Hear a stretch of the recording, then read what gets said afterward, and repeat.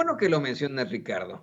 Hoy que hablamos del quién es quién en las mentiras de la semana, tenemos que mencionar eso, que vimos a una Ana Elizabeth García Vilchis muy decidida, enfrentando la crítica y asegurando que esa sección ya se ha vuelto necesaria para enfrentar las injurias. Sí, se volvió a poner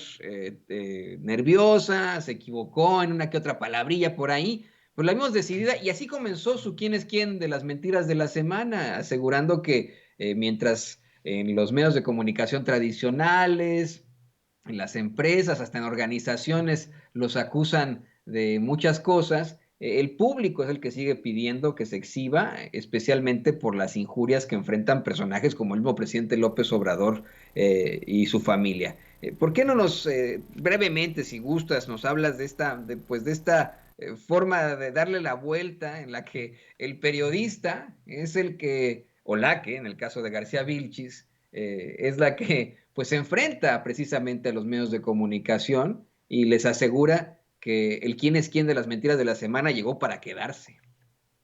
Así es, enfrentamiento que hace García Vilchis, en efecto, es relevante. Sí hay equívocos, sí hay hierros, quizá porque no está acostumbrada a enfrentar al público, no todos tienen la capacidad de presentarse ante un foro y ante un foro de periodistas y de actores políticos como lo son pues los que concurren a la conferencia mañanera, pero insisto, asoman datos muy, muy relevantes. Por ejemplo, Parametría, que es una de las encuestadoras que yo diría que no es afín al gobierno de López Obrador, quizá incluso hasta lo contrario, pues bueno, da a conocer una encuesta donde se revela que el 80% de los mexicanos está a favor de fortalecer la Comisión Federal de Electricidad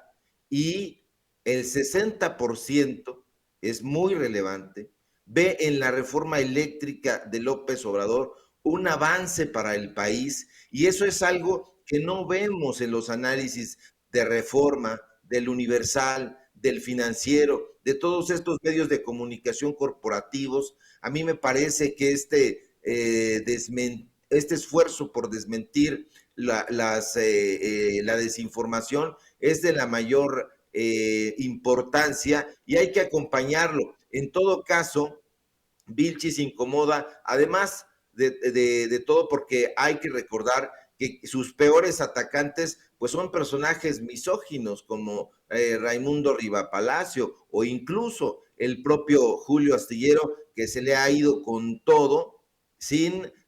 tomar en cuenta que su hija también no es periodista y dice una serie de burradas como admirar a Chumel Torres y eso no lo toma en cuenta el periodista, pues bueno, astillado, en sus charlas astilladas, como él le dice. Entonces yo creo que esto no abona en favor del desmentido que se está haciendo y que nosotros aquí en Sin Censura, en Regeneración, pues estamos combatiendo. A mí particularmente no me interesa que se sea un histrión en la palestra. No me interesan los abracadabrantes verbales, no me interesa este tipo de despliegue, de confianza ante el público, porque no es un montaje, no es una actuación. Me parece que hay que ver el trasfondo, que hay que ver lo que se está diciendo, lo que se está informando, lo que se está develando. ¿Acaso habría que pedirle a Vilchis que sea quizá menos creativa y que se constriña únicamente a los datos y a la narrativa dura del periodista, pero fuera de eso, me parece que esto, como tú bien dices, querido Toño, ha llegado para quedarse y a mí me gustaría que se emulara. Y aparte de eso, ya para concluir, se lo dice frente a uno de los personajes más siniestros de la política, como es el todavía gobernador de Quintana Roo, que es uno de los personajes que ha dado,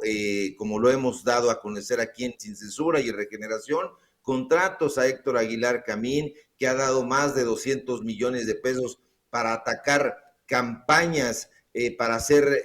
política sucia, y se lo dice en su cara. Ahí estaba sentadito. Hay que recordar que la conferencia de prensa mañanera del día de hoy fue precisamente en Quintana Roo, y se lo dice ahí en su cara prácticamente a Carlos Joaquín, que es uno de los personajes, insisto, más siniestros y que ha metido las manos en las elecciones, que da miedo, que da terror. Y bueno, pues ahí está Vilchis, de alguna u otra manera, dándole un cachetadón con guante blanco a este pillastre.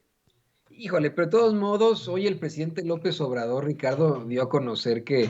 tan pronto termine la gestión de Carlos Joaquín, van a buscar que se adhiera a su gobierno, ¿no? Pero eso es lo lamentable. Antes de que te vayas, Ricardo, le voy a